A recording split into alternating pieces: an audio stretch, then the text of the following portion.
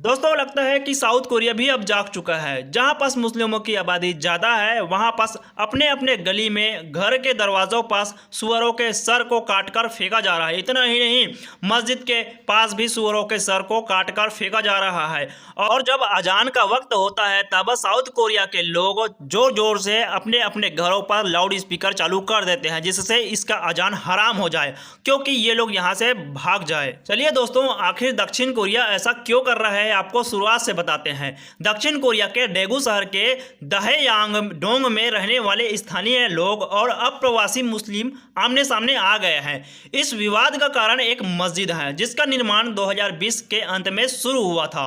नाटकों और पॉप संस्कृति के मशहूर दक्षिण कोरिया तेजी से बदल रही डेमोग्राफिक चुनौती का सामना करना पड़ रहा है, क्योंकि साउथ कोरिया के इस शहर में मुस्लिमों की आबादी तेजी से बदल रहे हैं या बढ़ रहे हैं या जानबूझकर यहाँ पास लोगों को बसा रहे हैं बांग्लादेश, अवैध बांग्लादेशी और पाकिस्तानी को। साल 2020 के आंकड़ों के अनुसार यहाँ अप्रवासी जो जबरदस्ती यहाँ बसाए गए हैं वो उसकी आबादी कुल हिस्सा का 3.3% है और उसकी संख्या तेजी से बढ़ने की भी उम्मीद है। ये तो रहे सरकारी आंकड़े, लेकिन इसका वास्तविक आंकड़ा बहुत ही ज़्यादा है। लगभग ये 10 से 20% के आसपास वहाँ बस गए हैं और तेजी से डेमोग्राफी चेंज कर रहे हैं।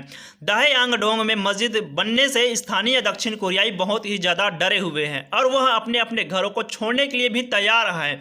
यहाँ की कंफुपुक नेशनल यूनिवर्सिटी में पढ़ने वाले मुस्लिम छात्र 2014 से नमाज अदा करने के लिए दहेयांगडोंग में एक शहर का इस्तेमाल कर रहे थे और साल 2020 में 6 मुस्लिम जो पाकिस्तान और बांग्लादेश से एक ग्रुप के द्वारा यहाँ जमीन खरीदे जाने के बाद यहाँ सब कुछ बदलने लगा। उसी साल दिसंबर में इन मुस्लिमों ने स्थानीय अधिकारियों की अनुमति लेकर 20 मीटर लंबी मस्जिद बनाना शुरू कर दिया। अब प्रवासी मुस्लिमों का तर्क था कि यहाँ वह नमाज पढ़ रहे थे, वहाँ एक बार में केवल 150 लोग ही इकट्ठा हो सकते हैं।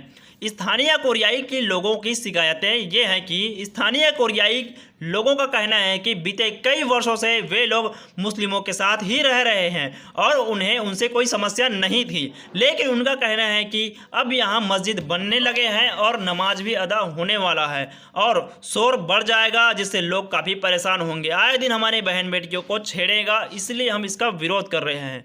लोगों की यह भी आशंका है कि मस्जिद निर्माण से यह इलाका भीड़ भाड़ हो जाएगा और हमें परेशान करेंगे। एक 66 वर्षीय जेंग नामक व्यक्ति ने कहा कि द कोरियाइन हेराल्ड से बातचीत करते हुए कि यदि यह मस्जिद बनती है तो वह इलाका छोड़कर जाना पड़ेगा और हम लोग प्रताड़ित हो जाएंगे। उन्होंने आगे कहा कि हम पिछले कई वर्षों से मुस्लिम समुदाय के साथ सद्भाव से रहते थे, छुट्टियों में भोजन, मौसम और उपहार साझा करते थे। हमने उनकी कई भाषाओं के बारे में भी शिकायत नहीं है। कल्पना कीजिए कि लोगों की बड़ी भीड़ दिन में कई बार अपने घरों के दरवाजे से होकर निकलती है। लोगों के बात करने, चलने और बाइक मोटरसाइकिल चलाने की आवाज़ आपको पागल कर देंगी। और तो और एक अन्य स्थानीय महिला ने कहा कि इस क्षेत्र में बढ़ रही भीड़ भाड़ के लिए मुस्लिम जिम्मेदार है। उन्होंने कहा कि मैंने देखा कि उनमें से बहुत से लोग गली में अपनी बाइक और मोटरसाइकिल पार्क करते हैं। वे ग्रुपों में आते हैं और लोगों को भड़काकर चले जाते हैं, अपने आसपास काफ़ी लोगों को इकट्ठा करते हैं और लोगों को इस्लाम कन्वर्ट करने के लिए भी सिखाते हैं, जिससे यह इलाका अधिक भीड़भाड़ होने वाला है और अंत में यह हो भी जाएगा। इसी इलाके में रहने वाले किम जोंग के उक्सुक ने न्यूयॉर्क टाइम्स से बातचीत करते हुए कहा कि हम उनके मजहब के खिलाफ नहीं हैं, हम अपने भीड़ भरे इलाके से हमें मजहबी सुविधा नहीं रख सकते, चाहे वह इस्लाम, बौद्ध, ईसाई हो, कोई भी हो। इससे दहेयांगडोंग के स्थानीय कोरियाई के बड़े लोग पैमाने पर पलायन करने की आशंका भी बढ़ गई है। पार्क जेओंग सुक नामक एक अन्य व्यक्ति ने कहा कि मैंने पहले भी कभी उनके जैसे लोगों को नहीं देखा था, वहाँ कभी कोई महिला नहीं दिखी, सिर्फ पुरुषों का ही झुंड दिखता है और लोगों को भड़काकर उकसाकर चले जाते हैं। अब आते हैं कि आखिर दक्षिण कोरियाई के लोग भड़के क्यों हैं। दोस्तों, मस्जिद निर्माण को जैसे ही हरी झंडी मिली उसके बाद कोरियाई के लोग अब भी विरोध कर रहे हैं। साल 2020 में मस्जिद निर्माण शुरू होने के बाद से ही स्थानीय जिला प्रशासन ने यहाँ के लोगों को लगातार शिकायतें भेजना शुरू कर दिया है। इसके बाद लोगों में दबाव में आकर मस्जिद बनाने की अनुमति भी रद्द कर दिया है। इसके बाद भी मस्जिद निर्माण रुक गया, लेकिन स्थानीय कोरियाई के लोगों में यह खुशी थोड़े दिन की ही था, क्योंकि इसके बाद मुस्लिमों ने जिला प्रशासन के फैसले के खिलाफ कोर्ट में याचिका दायर कर दी और उन्हें कोर्ट से जिद भी मिल गया, जिसके बाद थे कि इसी साल सितंबर में कोरियाई सुप्रीम कोर्ट के निचली अदालत में फैसले को सही ठहराते हुए मस्जिद निर्माण की अनुमति दे दिया। हालांकि इसके बाद स्थानीय लोगों ने हार नहीं मानी और जिला प्रशासन से मस्जिद को स्थानांतरित करने की भी अपील किया, लेकिन उनकी यह अपील भी किसी काम नहीं है। हालातों से मजबूर होकर कोरियाई के लोग अब दहेयांगडोंग में मस्जिद निर्माण के किसी न किसी तरह से रोकने की कोशिश कर रहे हैं। कोरियाई के लोग अब मस्जिद के गेट पर वाहनों को खड़ा कर देते हैं और गली में सुअरों को कटे हुए सिर, सुअर का मांस को जो इस्लाम में हराम माना जाता है, इसीलिए उसको फेंक देते हैं, मस्जिद के सामने रख देते हैं। यहाँ तक कि खुले में सुअरों के मांस भी पका रहे हैं। यही नहीं, नमाज के समय तेज आवाज में भी गाना बजाकर विरोध कर रहे हैं। इसके अलावा स्थानीय लोगों ने मोहल्ले में पोस्टर लगाकर भी मस्जिद निर्माण का विरोध कर रहे हैं।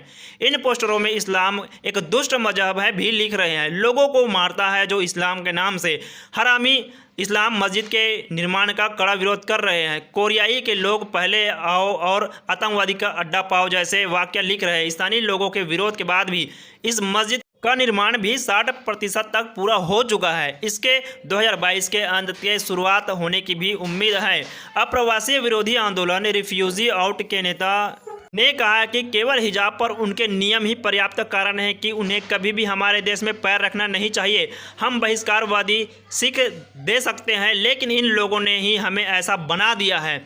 बता दें कि साल 2007 में इस्लामी कट्टरपंथी संगठन ने तालिबान ने दक्षिण कोरिया के 23 सहायता कर्मी को बंधक बना लिया था और एक ईसाई पादरी की भी हत्या कर दिया था। तो दोस्तों, दक्षिण कोरिया के लोग जो कर रहे हैं, आप लोगों इसके बारे में क्या सोचते हो? क्या वो सही कर रहे हैं? और जो कर रहे हैं, अगर सही कर रहे हैं तो क्या ऐसा आप लोगों को भी करना चाहिए? कमेंट करके जरूर बताएं। वीडियो शेयर और चैनल सब्सक्राइब जरूर करना।